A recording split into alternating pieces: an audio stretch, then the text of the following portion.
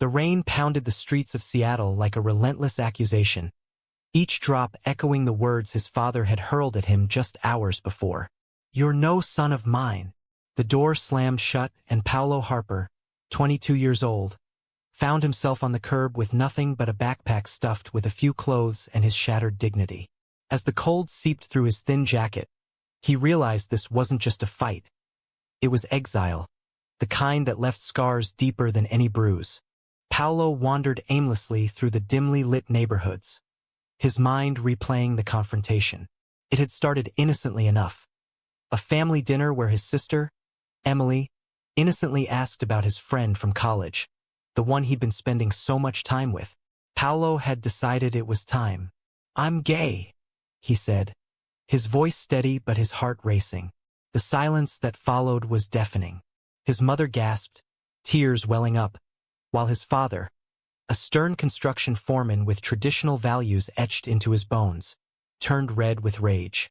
"Not in this house," he bellowed, dragging Paulo to the door and tossing his things out like garbage. Now, homeless and heartbroken, Paulo sought shelter under the awning of a small cafe called Harbor Brew. The sign flickered in the rain, promising warmth he desperately needed. He pushed the door open, the bell jingling softly, and stepped inside. The aroma of fresh coffee and baked goods enveloped him, a stark contrast to the storm outside. Behind the counter stood a man in his late 20s, with kind eyes and a gentle smile. "Rough night?" the man asked, wiping his hands on a towel. His name tag read Jordan. "Yeah, you could say that," Paulo muttered, collapsing onto a stool. He didn't have money for coffee, but the place was empty, closing time approaching. Jordan poured a mug anyway and slid it over. "On the house. Looks like you need it." Paulo hesitated, then took a sip, the heat thawing his numb fingers. They talked, or rather, Jordan listened as Paulo spilled fragments of his story, the betrayal from his family cutting like knives.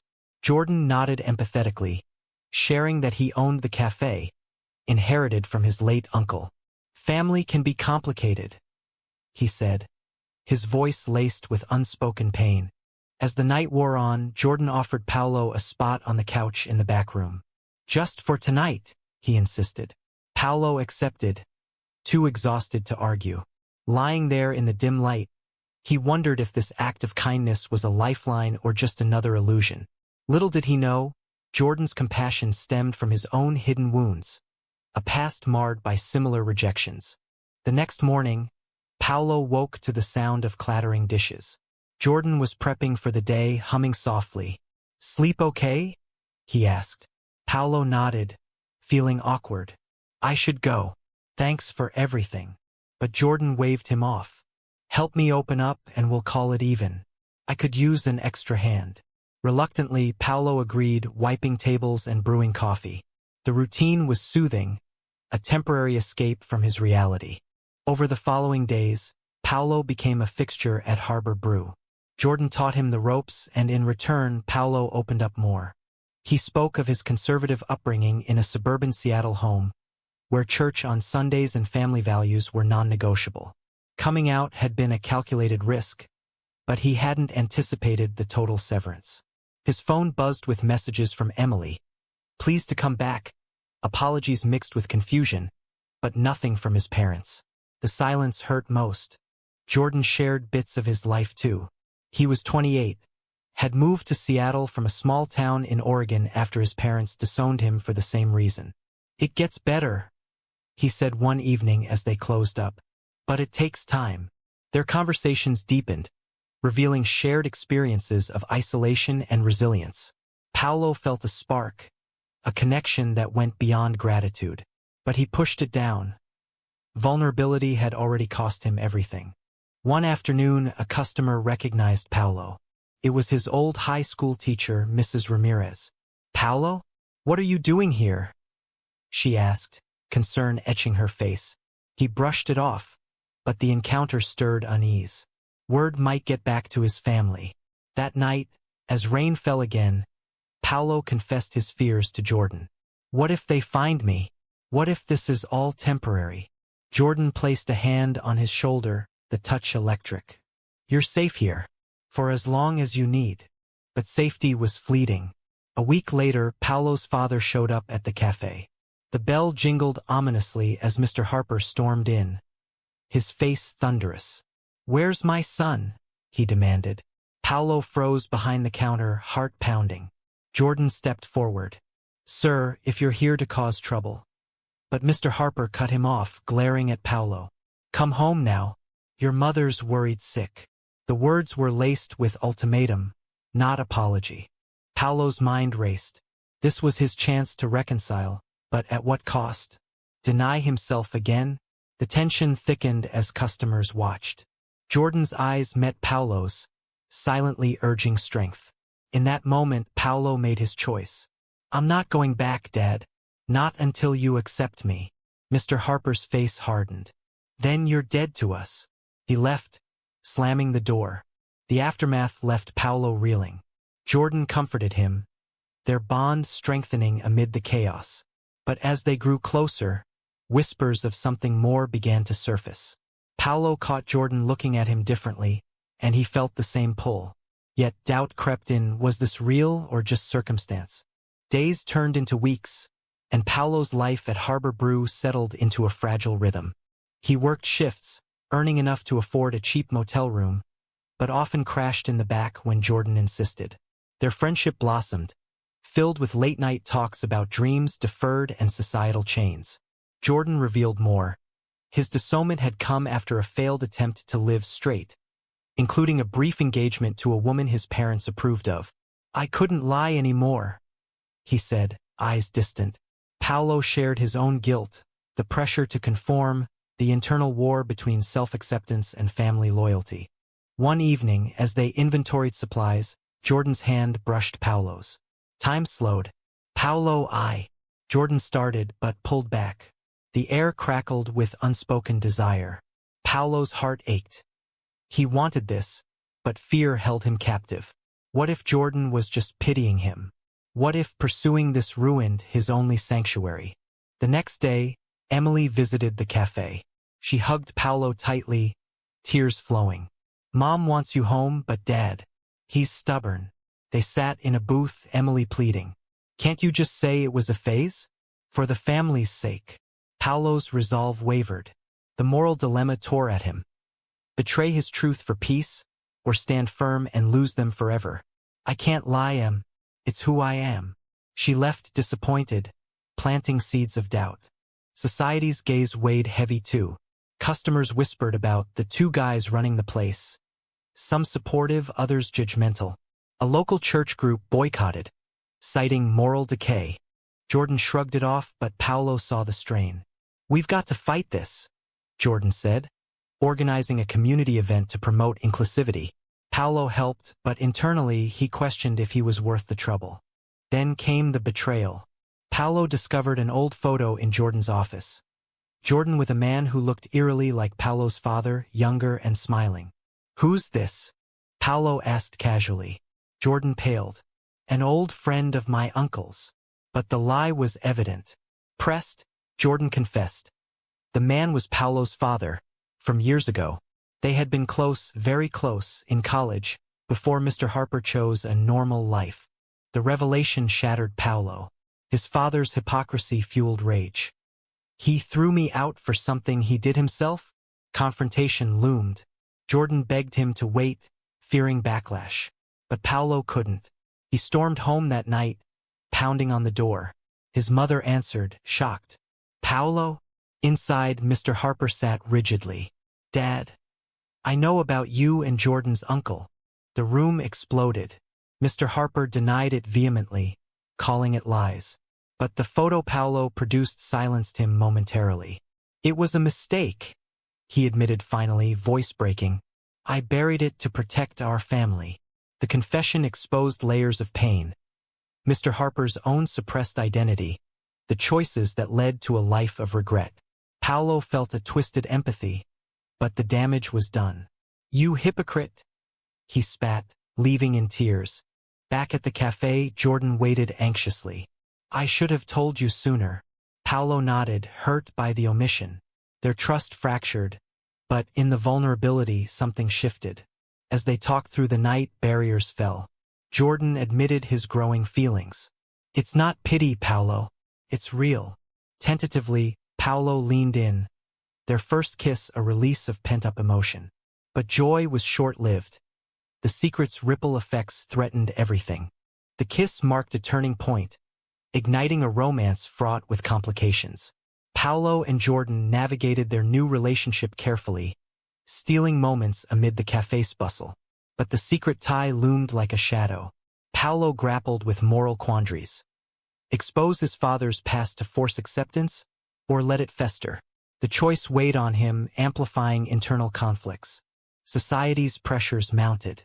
A local newspaper ran a story on the boycott, painting Harbor Brew as a hub of controversy.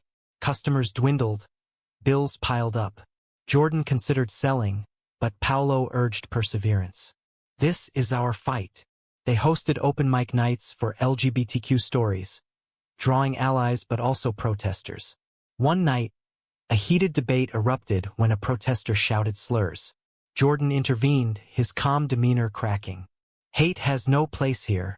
The incident went viral on social media, boosting support but inviting threats. Family tensions escalated. Emily, torn between loyalties, leaked the secret to their mother in a bid for reconciliation.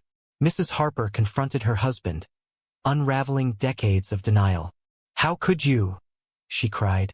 Mr. Harper, cornered, lashed out, blaming Paolo for dredging up the past.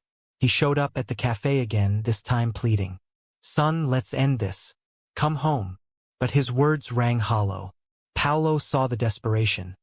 A man trapped by his own choices, paying the price in isolation. Jordan's past resurfaced too. His ex-fiancée, Sarah, visited, seeking closure. "I always knew," she said softly. The encounter stirred jealousy in Paolo, highlighting insecurities. "Am I just a rebound from your straight life?" he accused. Jordan reassured him, but the doubt lingered, testing their bond. A pivotal confrontation arose when Mr. Harper, in a drunken stupor, called Jordan. "Stay away from my son," he slurred. Jordan hung up, but the call revealed deeper ties. Jordan's uncle had been Mr. Harper's lover, a relationship ended by societal pressure. The uncle's death from AIDS complications had haunted both families unknowingly. Paolo felt betrayed anew. Jordan had known the full story but withheld it to protect him. The argument that followed was brutal. "You lied to me," Paolo yelled. Jordan countered, "I was scared you'd hate me for the connection." Tears flowed as they dissected their pains. Paolo's abandonment, Jordan's losses. In the end, forgiveness came, but at a cost, trust rebuilt on fragile ground. As the story crescendoed, Paolo faced a moral crossroads. At a family intervention orchestrated by Emily, he laid everything bare. "Dad, your secret doesn't change who I am, but hiding it destroyed us." Mr. Harper broke down, admitting his fears. "I didn't want you to suffer like I did." The session ended in tentative hugs, but reconciliation was uncertain. Paolo returned to Jordan, exhausted but enlightened. Their love, forged in fire, promised hope amid the ruins. With reconciliation hanging by a thread, Paolo and Jordan's relationship deepened, but external forces conspired against them. The viral incident brought media attention, turning Harbor Brew into a symbol of resistance. Donations poured in, saving the business, but scrutiny intensified. Anonymous threats arrived, letters decrying their lifestyle, vandalism on the windows. Jordan installed cameras, his worry etching lines on his face. "Is this worth it?" he asked one night, holding Paolo close. Paolo's internal struggle peaked. He questioned if loving Jordan meant sacrificing family ties forever. Dreams plagued him, visions of his father's younger self, choices mirroring his own. Therapy sessions, suggested by Jordan, helped unpack the trauma. "You're not responsible for his pain," the counselor said, but guilt persisted, a moral anchor dragging him down. A betrayal from within struck hard. Emily, under pressure from their father, distanced herself. "I can't support this," she texted. The message cut deep, echoing societal divides. Paolo confronted her at home, the house feeling foreign now. Why turn on me? Tears streamed as she confessed. Dad threatened to cut me off too. The family fracture revealed ugly truths. Love conditional on conformity. Jordan faced his own demons. Sarah's return stirred old wounds. She revealed a child from a brief rebound after their breakup. "He's yours," she said, dropping the bombshell. Jordan reeled, paternity tests confirming it. The news forced a reevaluation. Fatherhood in a world that judged him. "How do I raise a kid as a gay man?" he confided in Paolo. Supportive, Paolo helped navigate co-parenting talks, but jealousy simmered. Was this the end of their carefree romance? The climax built during a community rally at the cafe. Protesters clashed with supporters, police intervening. In the chaos, Mr. Harper appeared, siding unexpectedly with the allies. "I've been wrong," he shouted, defending Paolo. The moment went viral, shifting public opinion. But backstage, truths emerged. Mr. Harper had orchestrated some threats to toughen Paolo, a twisted attempt at control. The revelation devastated Paolo. "You manipulated everything?" Confrontation ensued in private.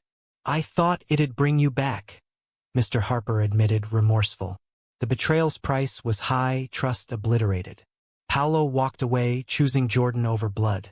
But the decision haunted him, a moral gray area. Forgive the unforgivable?